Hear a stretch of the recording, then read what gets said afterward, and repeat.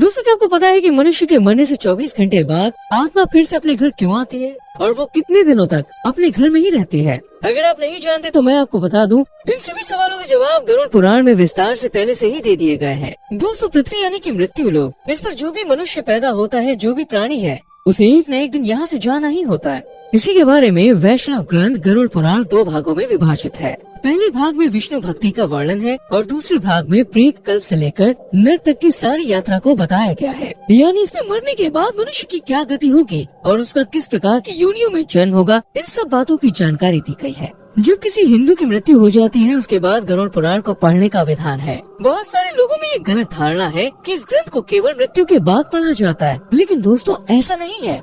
जीवन काल में इस ग्रंथ को पढ़ने से पाप, पुण्य, नर्क, स्वर्ग का ज्ञान पूर्ण रूप से प्राप्त होता है। इस पुराण से जाना जा सकता है कि कैसे होती है किसी भी व्यक्ति की मौत। चलिए अब और देरी न करते हुए इस वीडियो को शुरू करते हैं।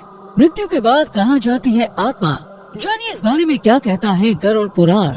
दोस्तों, हम में से ज्यादा लोगों ने बचपन में अपने बड़ों से सुना होगा कि अच्छे कर्म करने से स्वर्ग मिलता है और बुरे कर्म करने से नरक मिलता है। स्वर्ग में इंसान की आत्मा का भव्य स्वागत और सत्कार होता है, वहीं नरक में इंसान को अपने बुरे कर्मों की सजा को भोगना पड़ता है। इन्हीं स्वर्ग और नरक की बातों का जिक्र दोस्तों गरुड़ पुराण में भी किया गया है। गरुड़ पुराण को सनातन धर्म में महापुराण माना गया है। इस पुराण में भगवान विष्णु के वाहन गरुड़ और श्री हरि के वार्तालाप के जरिए लोगों को जीवन जीने के सही तरीके, सदाचार, भक्ति, वैराग्य, यज्ञ, तप आदि के महत्व के बारे में बताया गया है। साथ ही कर्मों के हिसाब से स्वर्ग लोक और नरक लोक में जाने की बातों का भी जिक्र है। गरुड़ पुराण में जीवन, मृत्यु और मृत्यु के बाद तक की स्थितियों के बारे में बताया गया है। लेकिन ऐसे में दोस्तों एक सवाल सभी के जहन में उठता है कि अगर आत्मा मरती है तो शरीर के मृत होने के बाद वो जाती कहाँ है? कैसे उसे नया शरीर मिलता है? आइए जानते हैं इस बारे में क्या कहता है गरुड़ पुराण। दोस्तों, सबसे पहले आत्मा यमलोक जाती है। गरुड़ पुराण के अनुसार जब मृत्यु होती है तो यमलोक से 2 यमदूत आत्मा को साथ लेने के लिए आते हैं। यमदूतों के आते ही आत्मा शरीर छोड़ देती है और उनके साथ यमलोक चली जाती है। यमलोक में ले जाकर यमदूत उसे 24 घंटे तक वहाँ रखते हैं और उसे दिखाते हैं कि अपने जीवन में उसने क्या क्या अच्छे और क्या क्या बुरे कर्म किए हैं। इसके बाद आत्मा को उसी के घर में छोड़ दिया जाता है जहाँ उसका जीवन बीता होता है। 13 दिनों तक आत्मा अपने परिजनों के बीच रहती है और ऐसी भी मान्यता है कि जिसने जीवन में अच्छे कर्म किए हैं उसके प्राण निकलने में ज्यादा परेशानी नहीं होती, लेकिन जिसने बुरे कर्म किए हैं उसे प्राण छोड़ते समय काफी पीड़ा का अनुभव होता है। और दोस्तों 13 दिन पूरे करने के बाद आत्मा को फिर से यमलोक के रास्ते पर जाना होता है। यमलोक के रास्ते में उसे 3 अलग अलग मार्ग मिलते हैं, स्वर्गलोक, पितृलोक और नरकलोक। व्यक्ति के कर्मों के आधार पर यह निर्धारित किया जाता है कि उसे किस मार्ग पर भेजा जाएगा। पहला अर्ची मार्ग यानी देवलोक की यात्रा का मार्ग माना जाता है। दूसरा मार्ग धूम मार्ग जिसे पितृलोक का मार्ग बताया गया है और तीसरा मार्ग उत्पत्ति विनाश मार्ग जो नरक की यात्रा के लिए होता है।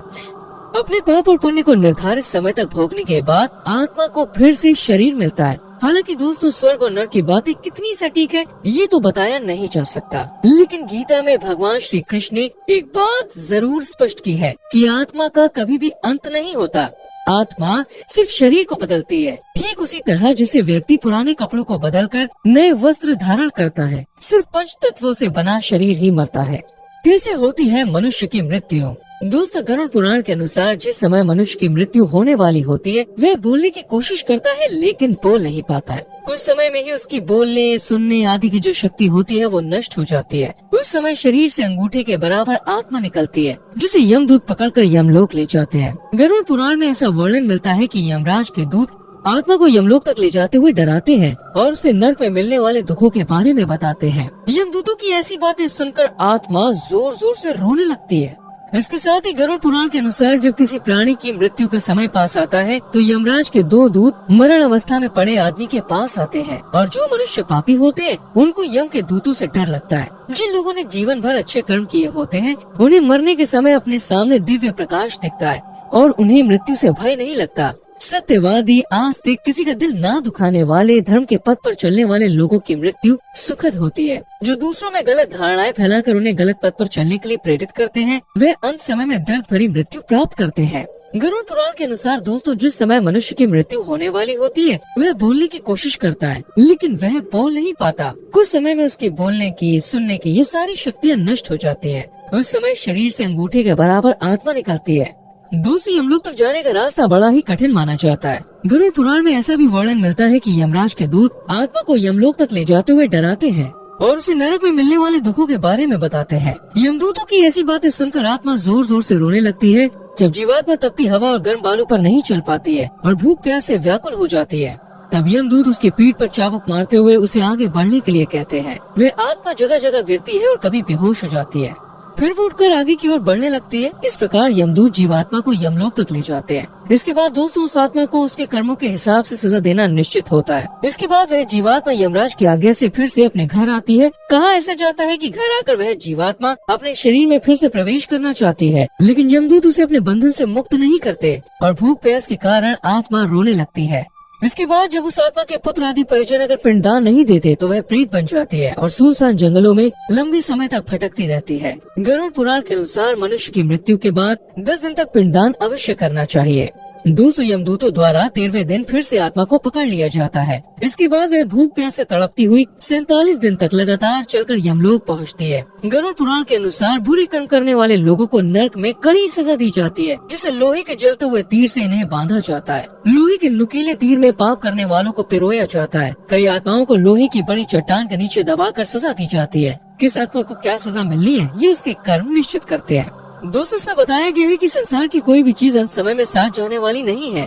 जब जीवन में प्रकाश सबोर से लुप्त हो जाए और अंधकार में इंसान को कुछ भी समझ में न आए, तो उस समय आत्मा की ज्योति सबसे ऊपर होती है। हमारी आत्मा हमें विपत्तियों में, तनाव में, पथरीले मार्ग पर, हर मोड़ पर हमेशा सच्चा रास्ता दिखाने को तैयार रहती है।